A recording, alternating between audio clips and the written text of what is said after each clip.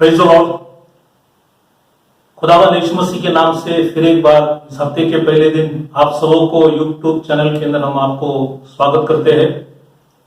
Greetings to all in the name of Yeshua the मसीह to the YouTube channel the first day of the week के हफ्ते के अंदर हमने जैसे बताया गया था कि हमने 8 दिन उपवास प्रार्थना किए और इस महामारी के बीच में जो हमने कहा था कि ये जो 5वां महीना है और उस 5वें महीने में बहुत से घटनाएं हुआ है और इसी की वजह से हमने कहा था कि 23 तारीख से 30 तारीख तक हम लोग उपवास प्रार्थना करेंगे और जो भी लोग उसमें भाग लिए, उपवास किए, प्रार्थना किए, प्रभु आप सबों को आशीष करे ताकि खुदा आने वाले सब विपत्ति से हम सबों को बचाए।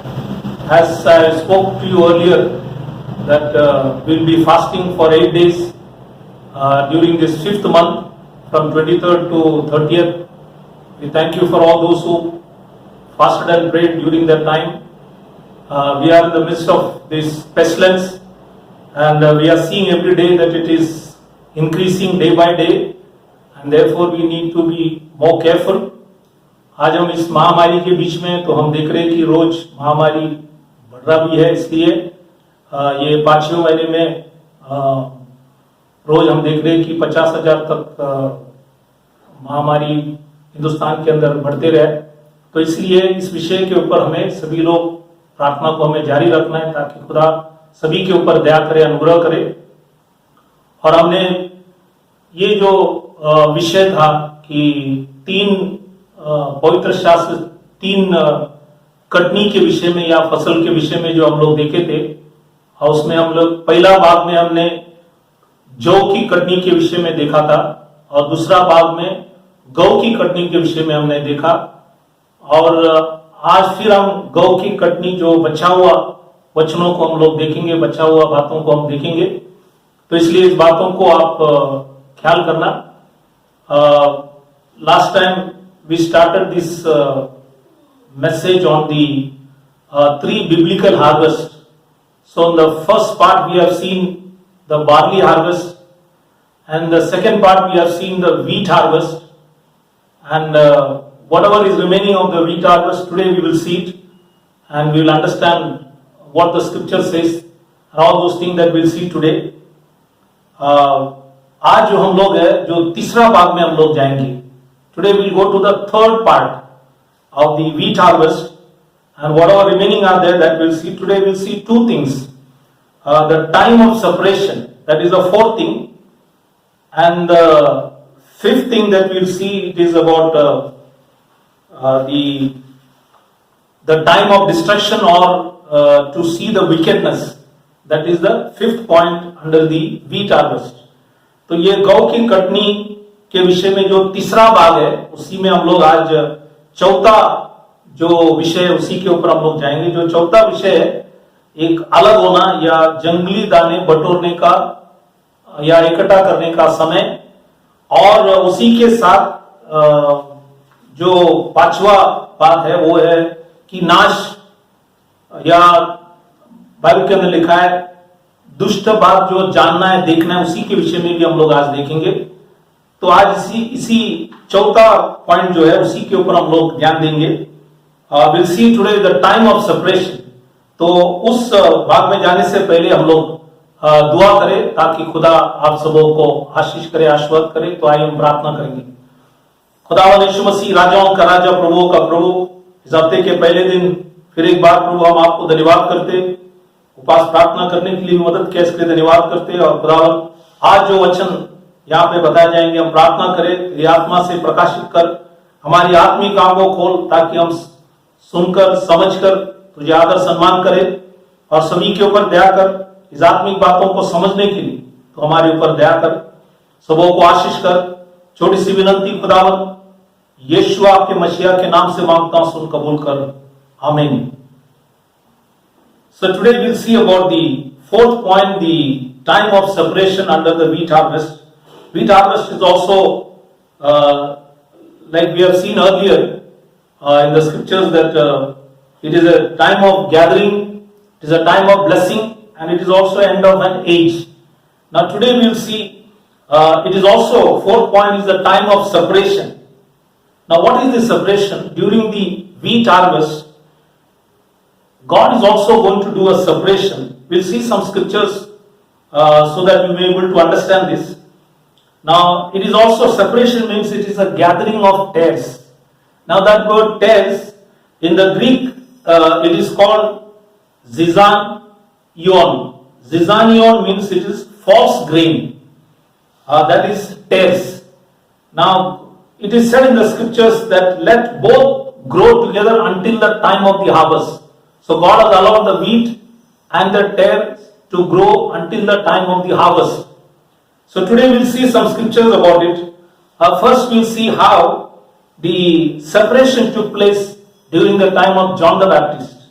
When John the Baptist came on the scene to preach the word, Matthew chapter 3 verse 12 says that he will burn up the chaff with unquenchable fire. The chaff is a grain cover, or it's also called husk. Now, he says he will burn the chaff. Who is the chaff he is talking about?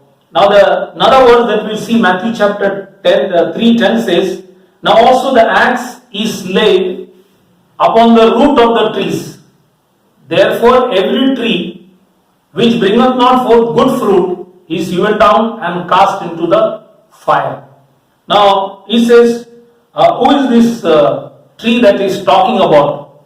He says, the axe is laid on the root of the trees. Who are these trees that he is talking about? To get a further understanding on that, when we read Matthew chapter 3 verse 7 and 8, there it says, when he saw many of the Pharisees and Sadducees come to his baptism, he said unto them, O generation of vipers, who has warned you to flee from the wrath to come? He further said, bring forth therefore fruits meet for repentance.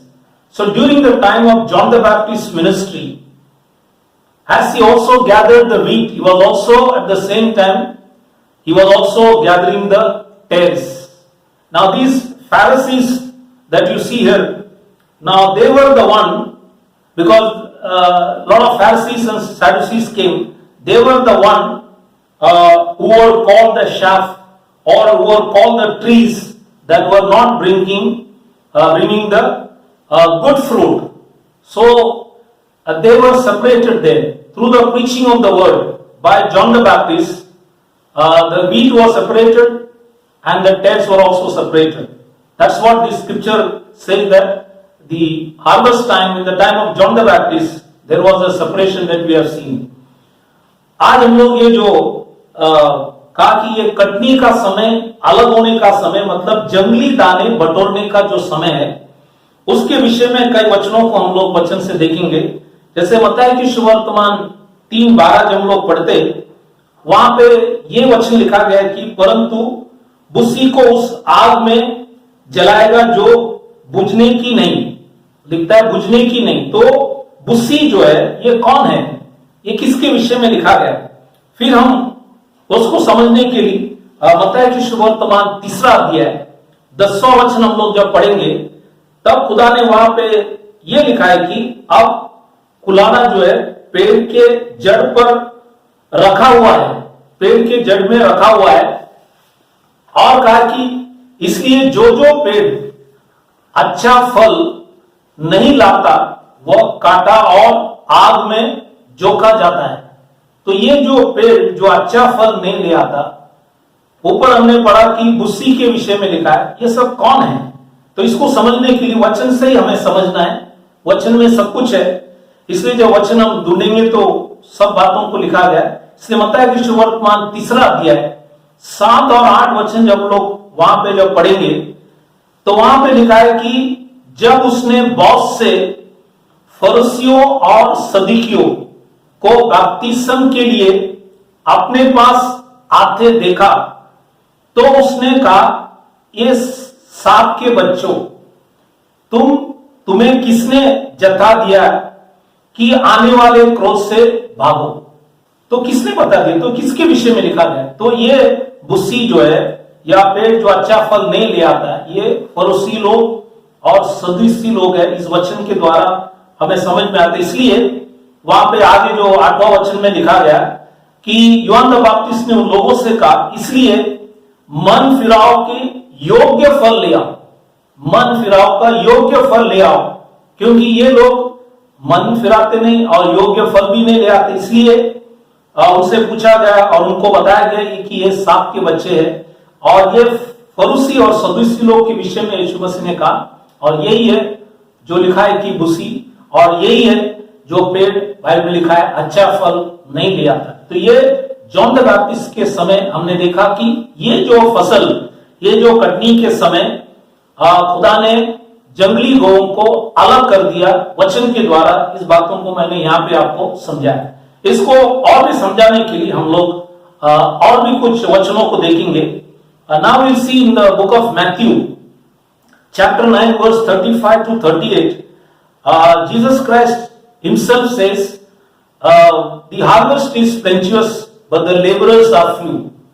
And then in the 10th chapter he told that 12 disciples or the apostles, when he selected them or called them to preach the word, he already selected them, he called them to preach the word, and while he was telling them to preach the word, he along with them was preaching the word. And he said in Matthew chapter 10:14, because in Matthew chapter 10 1 to 4 you see that's the name of the 12 apostles. Now they were sent to preach, and in 10:14 it says, whosoever shall not receive you nor hear your words, when you depart out of that house or city, shake off the dust of your feet. So here he was telling the disciples were told to preach, and they were preaching. And then again in Matthew chapter 10:40, there also one scripture he spoke to them and said, he that receiveth you receiveth me, and he that receiveth me receiveth him that sent me. So whenever the apostles spoke, and if they hear them, then it is as good as they are hearing the words of the Messiah. But here you again see that even when Jesus Christ brought 70 also, and also sent them 2 by 2 to preach the word. Now because he said the harvest is plenteous, that's why he selected the 70 also. Now they also went to preach. But we see here also again Jesus Christ is also calling the Pharisees a generation of vipers. You read in Matthew chapter 12:34, there it is mentioned, O generation of vipers. He says in second verse, that is Matthew chapter 12, verse 2, verse 14, verse 24, he is talking about these Pharisees. Now they were a generation of vipers because they were not taking heed unto what he was saying, neither they were taking it what the apostles were saying. Therefore the scripture that we have read, that during the time of the harvest, which was done by Jesus Christ himself, you see that there was a separation being done like John the Baptist. Here also Jesus Christ separated the tares, and that's what we see here. The tares were separated by Jesus Christ himself. So we saw first example John the Baptist. Now we see Jesus Christ also through the preaching of the word. The tares were separated. That's what we see here. अब हम दूसरा वचन जो आप देखेंगे तो यहाँ पे जैसे यूहन्ना बैप्टिस्ट ने जंगली गौ को अलग किया, उसी समान खुदावंद यीशु मसीह लिखा है कि यहाँ पे जब उन्होंने मत्ती की सुवर्तमान 9वां अध्याय 35 से 38 जब आप पढ़ रहे तो वहां पे उन्होंने लिखा है कि पक्के खेत तो बहुत है पर मजदूर थोड़ा है। खेत तो बाइबल लिखा है पका हुआ है, लेकिन मजदूर काटने के लिए कम है। और ये जब उन्होंने 9वां अध्याय 35 से 38 में जब कहा गया, क्योंकि बहुत से लोग यीशु मसीह के पास आए, क्योंकि यीशु मसीह सिखाते थे और चंगाई करते थे और प्रचार करते थे, और इसी की वजह से बहुत से लोग वहां पे आए। तब ये 9वां वचन हम लोग पढ़ने के बाद 10वां वचन 1 से 4 जब पढ़ता है तो खुदा ने ये प्रेरित लोग को मजदूर समान उनको चुनकर उनको खेत में बाइबल के अंदर लिखा है भेजा गया ताकि वो लोग जाकर खेती करें। बाइबल के अंदर लिखा है क्योंकि वहां पे बस दूर थोड़ा था तो खेत काटने के लिए इनको भेजा गया। और जब इन शिष्यों को जब भेजा गया, इन प्रेरितों को जब भेजा गया, तो वहां पे कुछ वचन है जो खुदावन यीशु मसीह ने उनसे कहा हुआ है। मत्ती के सुवर्तमान 10वां अध्याय 14 वचन जब हम लोग पढ़ते हैं तो वहां पे ये बात लिखा गया, जो कोई तुम्हें ग्रहण ना करे और तुम्हारी बातें न सुने तो उस घर या उस नगर से निकलते हुए अपने पांव के धूल झाड़ लो। तो खुदा ने कहा पांव के धूल को झाड़ लो, शिष्यों से कहा गया। उसी के साथ और एक वचन वहां पे कहा गया, मत्ती के सुवर्तमान 10वां अध्याय 40 वचन जब लोग पढ़ते हैं वहां पे लिखा गया, जो तुम्हें ग्रहण करता है वो मुझे ग्रहण करता है और जो मुझे ग्रहण करता है वो मेरे भेजने वाले को ग्रहण करता है। तो एक व्यक्ति ने अगर प्रेरितों की बातों को अगर मान ली, क्योंकि प्रेरित अपने इच्छा से नहीं बोल रहे थे, खुदा की आत्मा से, पवित्र आत्मा से बोल रहे थे। और जैसे वो बोल रहे थे, मतलब वो कोई भी व्यक्ति अगर उस वचन को ग्रहण करे तो खुदावंद यीशु मसीह को ग्रहण कर ले। तो आज जब इन शिष्यों ने जब प्रचार किए, उस टाइम भी फरीसी लोग स्वीकार नहीं किए, जैसे जॉन द बैप्टिस्ट के टाइम पे नहीं किए, यीशु मसीह के टाइम में भी नहीं किए, क्योंकि यहाँ पे खुदावंद यीशु मसीह स्वयं जब प्रचार करते टाइम भी फरीसी लोग, शास्त्री लोग और वहां पे मंदिर के जो सरदार लोग हैं, उन सभी लोगों ने खुदावंद यीशु मसीह के वचन को स्वीकार नहीं किए, ग्रहण नहीं किए।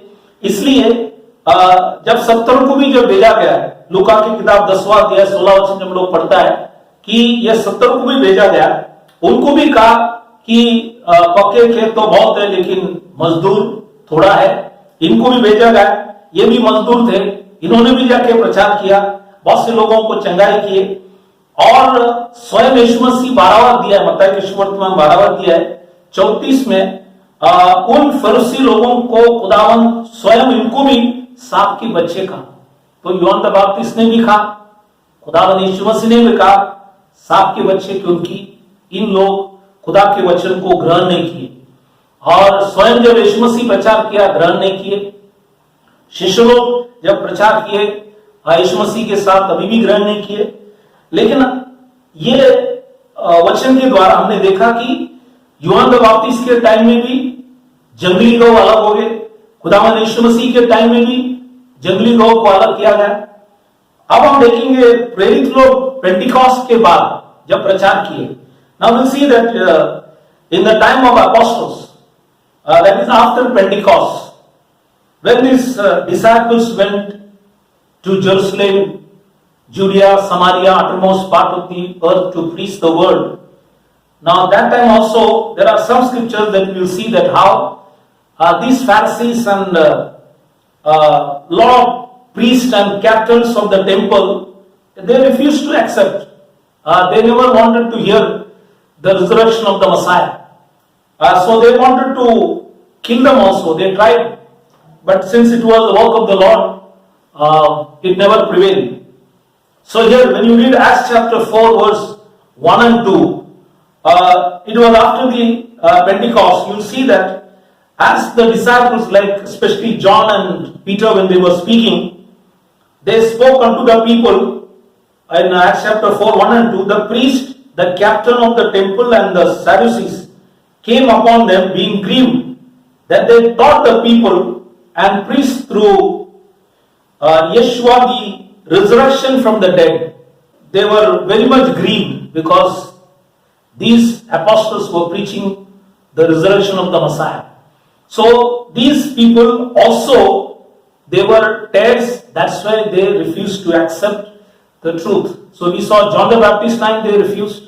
Even here you see that they refused. In the time of Messiah, they refused. Even the apostles, when they preached, they refused to accept. Therefore, there is one more scripture that we'll see, that when in Acts chapter 15:5, that is when the Pharisees came and teaching the Gentiles, first time. These Pharisees came and told the Gentile that it was needful to circumcise them and to command them to keep the law of Moses. Now these Pharisees were not sent by the apostles, but they themselves went, and they were trying to bring their own doctrine and preaching to the Gentiles, which was not necessary. That's why you see that there 4 apostles, 3 apostles and Barnabas, they all 4 came and sought out this matter and said, we have not sent them, and there is no need for the Gentile to circumcise, not to keep the law of Moses. They told them, that's what we see here. अब हम जब प्रेरित के समय हम जब देखता है कि जैसे मैंने यूहन्ना दी बपतिस्मा के बारे में बताया कि जंगली गौ को अलग किया, खुदावन यीशु मसीह के टाइम में भी जंगली गौ को अलग किया गया।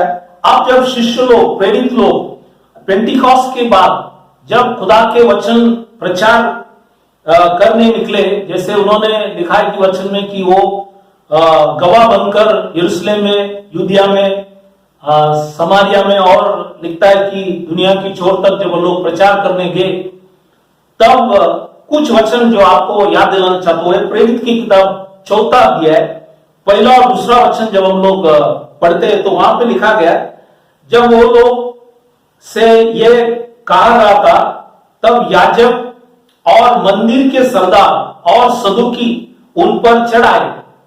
क्यों चढ़ाए? क्योंकि वे बहुत क्रोधित हुए कि ये लोग, बाइबल लिखा है कि सिखाते थे। क्या सिखाते थे? कि यीशु का जो उदाहरण दे देकर मरे हुओं की जी उठने के प्रचार करते थे। तो मरे हुओं की जी उठने के विषय में जब ये प्रेरित लोग प्रचार कर रहे थे तो लिखा है कि ये याजक, मंदिर के सरदार और सदुकी, लिखा है कि वो उनका ऊपर, बाइबल के अंदर लिखा है, वो उन पर चढ़ाए और वो बहुत क्रोधित हो गए कि ये विषय वो लोग प्रचार कर रहे। क्योंकि ये क्यों मान रहे थे? क्योंकि बाइबल में लिखा है ये भी जंगली गौ है। इसी की वजह से उन्होंने इस बातों को स्वीकार, अंगीकार नहीं किए और इसलिए इस वचन को लिखा गया। उसी के साथ में हम जब प्रेरित की किताब 15वां अध्याय 5वां वचन जब हम लोग पढ़ते हैं तो वहां पे जब हम लोग इस वचन को पढ़ते हैं तो वहां पे ये फरीसी एक पंथ है, लिखा है कि ये पंथ के लोग आकर अन्य जाति को कई बातों को सिखाने लगे। वहां पे वचन में लिखा है, परंतु फरीसियों के पंथ में से जिन्होंने विश्वास किया था उनमें से कुछ ने उठकर कहा, उन्हें खतना करने और मूसा की व्यवस्था को मानने की आज्ञा देनी चाहिए। अब ये वहां पे इस विषय के ऊपर वहां पे 3 प्रेरित लोग और बारनबास इस समस्या को हल करने के लिए उन लोग साथ में आए और उन्होंने कहा कि हमने इनको भेजा नहीं। तो ये फरीसी का जो पंथ है उनको उन्होंने नहीं भेजे, उन्होंने स्वयं जाकर अपने जो शिक्षण लोगों को मानने के लिए कोशिश कर रहे थे कि ये अन्य जाति लोग, नए जो विश्वास में आए थे, उनको गलत बातों को सिखा रहे थे कि तुम्हारे खतना होना चाहिए, मूसा की व्यवस्था को मानना चाहिए, नहीं तो तुम्हें उद्धार नहीं मिलेंगे। ये बातों को वो लोग सिखाने लगे। इसलिए ये 3 प्रेरित और बारनबास वहां पे आकर इस बातों को हल किया और कहा कि हमने इनको भेजा नहीं, इस बातों को मानने की जरूरत नहीं। जैसे यहूदी लोग उद्धार पाए वैसे विश्वास के द्वारा अन्य जाति लोग भी उद्धार पाएंगे। इस विषय में इस बातों को यहाँ पे बताया गया। तो यहाँ पे मैंने आपको 3 बातों को यहाँ पे बताया कि यूहन्ना बपतिस्मा के टाइम मैंने कहा कि गौ, जंगली गौ को अलग करने का समय है। तो यूहन्ना बपतिस्मा के टाइम जंगली गौ को अलग किया, खुदावन यीशु मसीह के समय जंगली गौ को अलग किया, प्रेरित लोग जब प्रचार कर रहे थे उस टाइम में भी जंगली गौ को अलग किया। इस बातों को हमने यहाँ पे देखा। So now we have seen the time of separation. We have seen about John the Baptist, we have seen about the Messiah, and we have seen about the apostles. And we saw the separation, that is the tares being separated, that we have seen. So now we'll see further in the scriptures towards the end time, to the time that we are living in. So we have another scripture that we'll see, that is Matthew chapter 13 verse 40 when we read it. Now this is an important scripture. Now here it says, as therefore the tares are gathered and burned in the fire, so shall it be in the end of this world. End of this world. Now that word world, in Greek it is called aion. Aion means an age. So it is an end of an age, means it is a church age. He is talking about all the Gentile age, all the Gentile who have come to the Lord. There is an end of the church, of the Gentile people. So therefore, this scripture is written, the tares will be gathered. So through the preaching of the word, the tares will be gathered. At the same time, wheat also will be gathered. So we have seen about the wheat. Now we are seeing about the gathering of the tares. It is a time of separation which God himself will do it. हमने जो तीन बातों को जो देखे थे, अभी हम लोग चौथा वचन जो है, ये मत्ती के सुवर्तमान 13वां अध्याय 40 वचन जब लोग पढ़ते हैं, तो वहां पे जब आप ये वचन जब पढ़ेंगे तो वहां पे ये अंत के समय में जो जंगली दाने हैं उसी के विषय में यहाँ पे कुछ बातों को हम लोग देखेंगे यहाँ पे। तो ये वचन जो मत्ती के सुवर्तमान 13 का 40वां वचन हम लोग पढ़ते हैं, वहां पे लिखा है कि जैसे जंगली दाने बटोर जाते हैं और जलाया जाते हैं, वैसे ही जगत का अंत में होगा। तो ये जगत वर्ड जो है, ये यूनानी भाषा के अंदर आयोन करके कहा है, मतलब एक उम्र या एक आयु। तो ये मंडली की जो आयु है, या अन्य जाति लोग जो जब पौल प्रचार किया, वहां से जब अन्य जाति लोग विश्वास में आने लगे, तो ये अन्य जाति के समय समाप्त होने वाले हैं। इसलिए यहाँ कहा कि एक जगत मतलब ये एक आयु समाप्त होने वाले, उसी के विषय में यहाँ पे वचन लिखा गया। और इसलिए उसके साथ जुड़ा हुआ वचन भी हम लोग देखेंगे ताकि आपको इसके विषय में समझ में आएंगे। तो ये जगत मतलब दुनिया नहीं, जगत मतलब एक आयु समाप्त होने पर है, मतलब ये जो मंडली का जो समय है अंत होने जा रहे, तो इसीलिए वो आखिरी काम इस धरती में कर रहे। तो इसलिए उसने कहा कि हम लोग अंत के समय में आ चुका है, इसलिए एक आयु समाप्त होने वाले, इसी के विषय में यहाँ पे लिखा। The next scripture is Matthew chapter 13 verse 41। When you read it here, it says, the Son of Man, that is the Messiah, shall send forth his angels. Now that word angel, in the Greek it is called angelios. Angelios means a messenger or a pastor or a servant of God. Now he says, and they shall gather out of his kingdom. That word kingdom, in Greek it is called basileia. Basileia means the rule, or it is the dominion. He says, they shall gather out of his kingdom all things that offend. That word offend, in Greek it is called scandalon.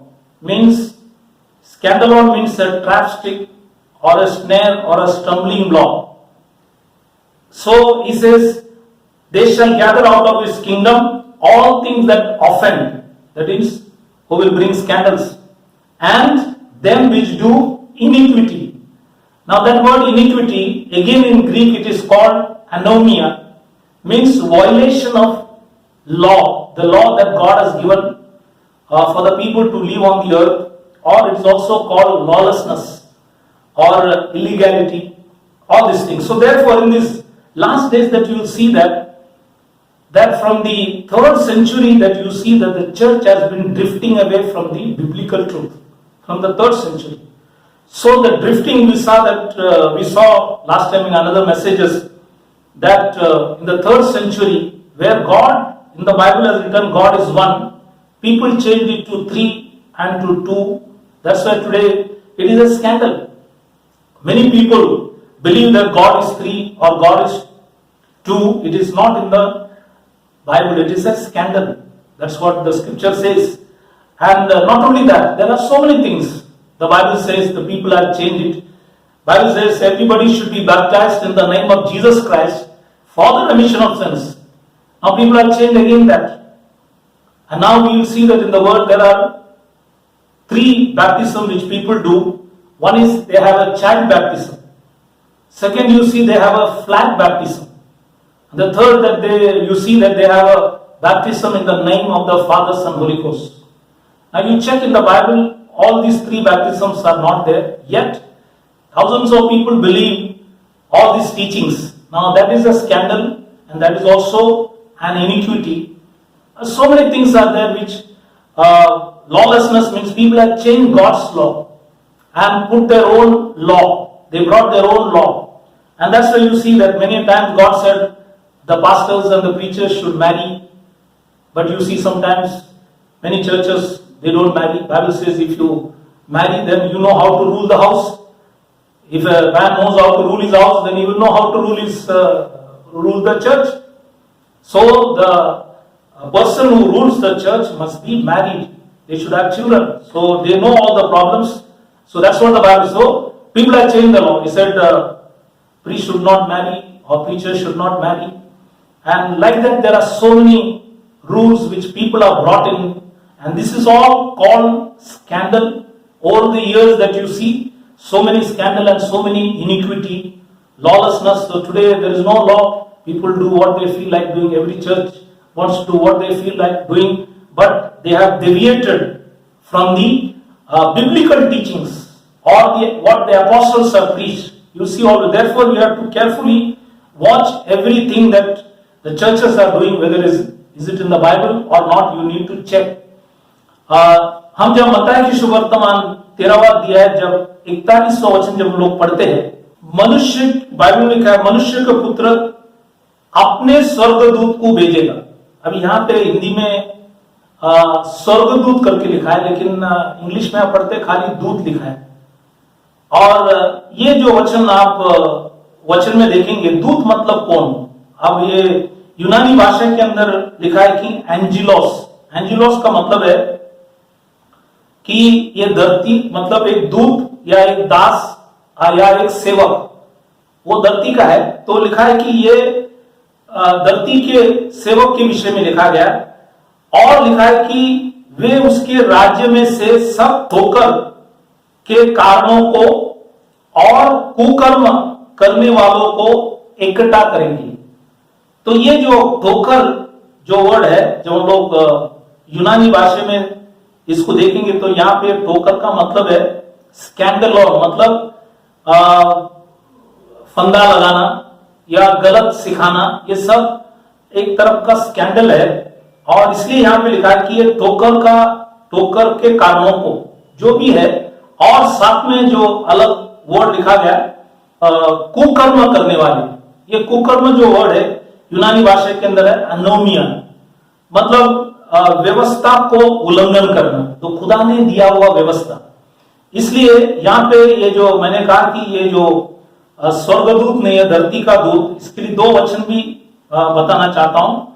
और वो है प्रकाशित वाक्य 2 अध्याय 1 वचन. जब लोग पढ़ते हैं तो वहां पे लिखा कि इफिसुस की कलीसिया के दूत. तो इफिसुस की कलीसिया के दूत मतलब धरती का दूत था.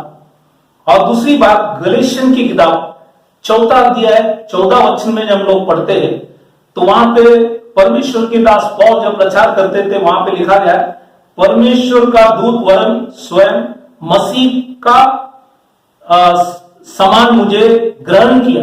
मतलब ये दूत मतलब धरती का दूत है. ये 2 वचन मैंने बताया कि ये धरती का दूत के विषय में लिखा गया, स्वर्गदूत ने. और इसलिए बाइबल के अंदर लिखा है आज बहुत से ठोकरों के कारण, ठोकर का कारण, जैसे मैंने कहा कि पहले वचन अलग वीडियो में ये भी बताया गया कि 3रा शताब्दी के अंदर हमने देखा कि खुदा के जो वचन था उसको लोगों ने, उस समय के लोगों ने बदली किया. और जैसे लिखा था वचन में कि खुदा एक है, 3रा शताब्दी के अंदर उसको 3 करके लोग मानने लगे. कुछ समय के बाद कुछ लोग 2 करके मानने लग गए. और ये सब स्कैंडल है, वचन में नहीं है. दूसरी बात यह कि बाइबल में लिखा है कि खुदावन यीशु मसीह के नाम से सबको बपतिस्म लेना है, क्योंकि यीशु मसीह के नाम से बपतिस्म लेगा तभी हमारे पापों की क्षमा है। लेकिन आज बहुत से मंडलियां के अंदर बच्चों की बैप्टिज्म है, दूसरा है झंडों की नीचे बैप्टिज्म देते हैं, और तीसरा है बाप पुत्र पवित्र आत्मा के नाम से बैप्टिज्म देता है। अब ये तीनों आप ढूंढेंगे तो वचन में नहीं है, लेकिन फिर भी बहुत से मंडलियां उस वचन उस बैप्टिज्म को देते हैं। तो ये सब वचन में जब हम पढ़ता है, इसको बोलता है ये सब स्कैंडल है, ये अनोमिया, मतलब ये बाइबल के अंदर लिखा है एक कुकर्म है। और इसलिए ये सब खुदा वचन के द्वारा इस अंतिम समय के अंदर, क्योंकि वचन में लिखा था कि कटनी के समय, मत्ती के सुसमाचार 13वां अध्याय 30 में लिखता है, कटनी तक दोनों को एक साथ बढ़ने दो। तो आज फसल के टाइम, कटनी के टाइम, जगत के अंत, मतलब एक आयु समाप्त होने तक खुदा ने कहा जो सही शिक्षण है, गलत शिक्षण है, दोनों साथ में बढ़ने दो।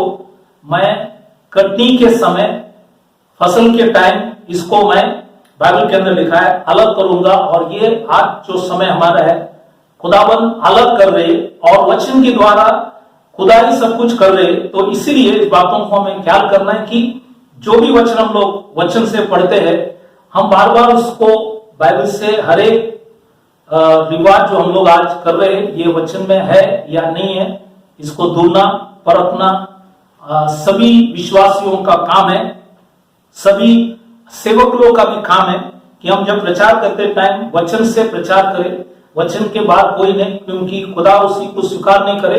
तो इसलिए इस बातों को हमें ख्याल करना है। See, as I told you that this word angels, in Greek it is called angelos. Now I have also, when you read Revelation chapter 2:1, it says to the angel of the Ephesian church. Now that is not a heavenly angel, it is an earthly angel. That means a messenger of God. So the angel there, it is mentioned the earthly angel. Even in Galatians chapter 4:14, Paul says that you have accepted me as an angel. So Paul was accepted by the people as an angel.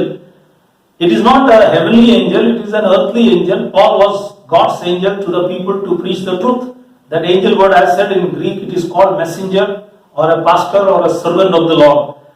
तो इसलिए यहाँ पे Bible के अंदर लिखा है, हम व्यवस्था जो खुदा ने दिए है नए करार के अंदर, हमें भी मैंने कहा कि जैसे पेंटिकॉस्ट के बाद पीटर ने जो मंडलियों के लिए नमूना दिया गया, और पौल जब विश्वास में आए उन्होंने शिक्षण की जो नमूना दिया गया, ये सारी बातों को हमें ख्याल करना है। और ये व्यवस्था को हम उल्लंघन न करें, क्योंकि अगर उल्लंघन करें तो वो हमारे लिए कुकर्म है।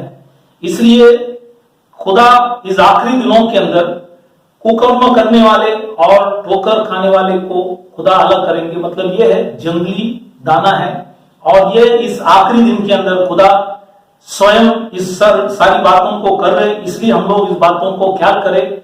मैंने आपको 4 उदाहरण अलग जंगली दाने जो अलग कर रहे, उसी के विषय में मैंने बताया।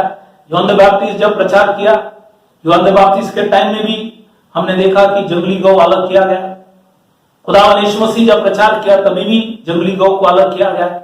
प्रेरित लोग जब प्रचार किया उस टाइम में भी अलग किया गया। इसलिए अंत के समय में भी खुदावंद जंगली गौ को अलग करेंगे। इसलिए इस वचनों को मैंने आपको बताया ताकि हम इस वचनों को ख्याल करें और वचन को अच्छे से हम पढ़े ढूंढे, ताकि खुदा हम सबों को आशीष कर सके।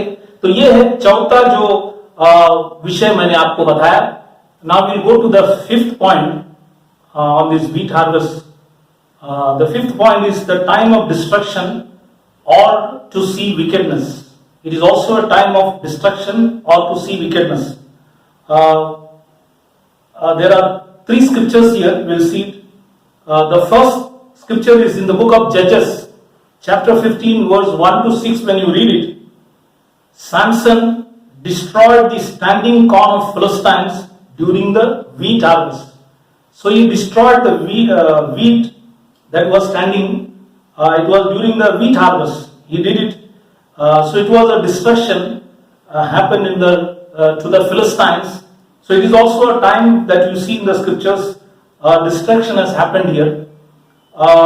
5वां जो पॉइंट अब हम गौ की कटनी के विषय में जो पांचवा बात यह है कि ये नाश का भी एक समय है या दुष्ट जताने या देखने का भी एक समय है। तो ये इसी के विषय में हम 3 वचन देखेंगे। और पहला वचन जो है न्यायाधीश की किताब, जब 15वां अध्याय है 1 से 6 जब हम लोग पढ़ते हैं तो वहां पे सिमसोन जो है लिखता है कि खड़े खेतों को नष्ट किया, मतलब फिलिस्ती लोगों का खड़े जो खेत है उसको नष्ट किया। और वो कब किया? वो गौ के कटनी के समय था। तो यहाँ पे उन्होंने ये गौ के कटनी के समय खड़े जो खेतों को उसने नष्ट कर दिया। तो ये नष्ट होने का भी एक समय है, वचन से मैंने आपको बता दिया। दूसरी बात, the second thing is when you read 1 Samuel chapter 6 verse 13 to 21, it says the people of Bethshemesh died, that is 50,070 people during the wheat harvest when they looked at the ark of the Lord. Now they were not supposed to look, because it is in the scripture that even in the time of David a tragedy took place because they looked at the ark of the covenant. Here also these people looked, and that's why 50,070 people died here. So it was a destruction, it was a death here. So that's why I said it is also a time of destruction. And here you see that this much people died because they looked at the ark of the covenant, which they were not supposed to do that. It happened in the time of the wheat harvest. That's what I am trying to emphasize here. दूसरा वचन ये है, पहला शमूएल 6वां अध्याय 13 से 21 जब हम लोग पढ़ते, उसमें विशेष करके 13 वचन और 19 वचन हम लोग पढ़ते, यहाँ पे लिखा है कि और बेथशेमेश के जो लोग तराई में गौ काट रहे थे। तो तराई में लोग गौ काटने के समय था, मतलब गौ की कटनी का समय था। और वही लोग ने लिखा है कि यहोवा के संदूक के भीतर जाग के देखा, और बाइबल में लिखा है, और उसी के कारण बाइबल में लिखा है 50,070 लोग मारे गए। जागने से बाइबल के अंदर लिखा है सब, क्योंकि दाऊद के टाइम में भी लोगों से कहा था कि जागना नहीं, देखना नहीं, संदूक को देखना नहीं। ये जुना करार में लिखा गया। इसलिए दाऊद के टाइम में भी वहां पे एक व्यक्ति गुजर गए, क्योंकि उन्होंने भी बाइबल के अंदर लिखा है जाकर देखा। और यहां पे भी आप देखेंगे बेथशेमेश के लोग जब गौ की कटनी के समय बाइबल के अंदर लिखा है, उस संदूक को देखने से बाइबल के अंदर लिखा है 50,070 लोग मारे गए। तो यहाँ पे हम देखते हैं कि दूसरा घटना है कि जहां पे नाश, गौ की कटनी के टाइम नाश भी हमें देखने में आते। ये मैंने आपको वचन से बताया। The third thing, when we read 1 Samuel chapter 12 verse 6 to 25, when you read it, in that verse 17 is very important. There Samuel is asking, is not this the wheat harvest? So it was the time of the wheat harvest. Now he says, during the wheat harvest there was thunder, rain, that you may perceive and see that your wickedness is great, which you have done in the sight of the Lord in asking you a king. So they were asking a king. All this time God was their king. God was looking after them, taking care of them, but other nations had a king, so they also wanted to have a king, and they brought this wickedness. So here in this time of wheat harvest, God brought thunder and rain and made all these people realize that their wickedness was great, because they asked a king which they should not have done it. That's why Samuel made known to them. तीसरा वचन जो हम लोग यहाँ पे देख रहे, जब पहला शामुएल 12वां अध्याय 6 से 25 जब लोग पढ़ता है, उसमें 17 वचन जब लोग लिखता है कि ये गौ की कटनी के समय था।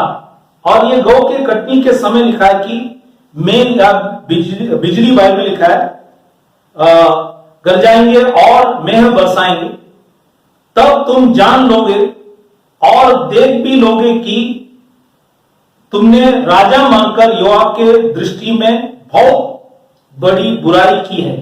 तो ये उनको खुदा ने बुराई क्या किया वो बताया, क्योंकि बाकी राष्ट्र में राजा थे तो उन्होंने भी राजा मांगा, जबकि इतने साल खुदा ने उनको राजा बनकर उनको चलाया, संभाला, देखभाल किया, खिलाया, सब करने के बावजूद भी जब उन्होंने पड़ोसी देश के अंदर राजा देखा तो उनको भी राजा उन्होंने शैमुएल से मांगा। इसी की वजह से ये गौ के कटनी के टाइम खुदा ने बाइबल के अंदर लिखा है बिजली लेके आकर मेह बरसाकर उन सबों को, उनकी गलतियों को, उनके जितने भी दुष्ट काम था खुदा ने उनकी बुराई को उनको खुदा ने जताया। तो इसलिए यहाँ पे मैंने कहा ये ऐसा भी समय, नष्ट का समय और दुष्ट बातों को जताने का भी समय है, और इसलिए ये बातों को मैंने यहाँ पे आपको बता दिया।